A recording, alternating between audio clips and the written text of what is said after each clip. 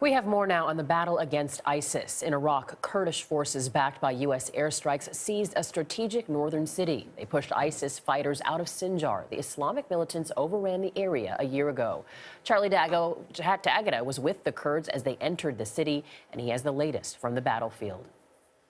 Good morning. The Pentagon says America and its coalition allies conducted 250 airstrikes in and around the city of Sinjar ahead of this ground offensive, paving the way for Peshmerga forces.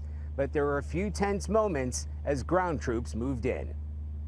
First, it was just a dozen or so men carefully snaking down the mountain on foot.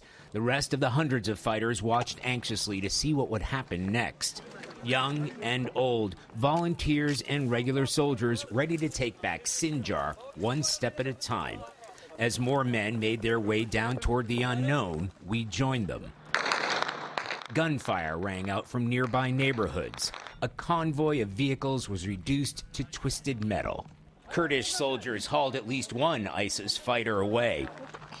But most of what we saw of the town was deserted. The trail of destruction from weeks of U.S.-led airstrikes was all around us. Buildings flattened to rubble.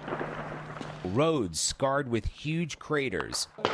Amini Ibrahim, a Yazidi soldier from Sinjar, told us he fled with his baby daughter when ISIS overran the city 15 months ago.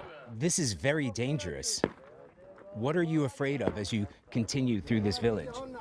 I'm afraid of the IEDs, he told us, homemade bombs they left behind, and the booby traps in the houses.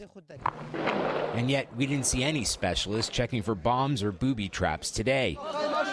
By the end of the morning, it was clear that ISIS had disappeared, either driven out or had escaped ahead of the assault. Most of the gunfire we continued to hear was in celebration. As we came back down from Sinjar Mountain, we ran into a traffic jam of Yazidis who heard that ISIS had been pushed out of their city and they're desperate to get back home. But with all the destruction, bombs, and risk of a counterattack, that could be several weeks away. Anthony? Charlie D'Agata in Sinjar, Iraq this morning. Thanks, Charlie.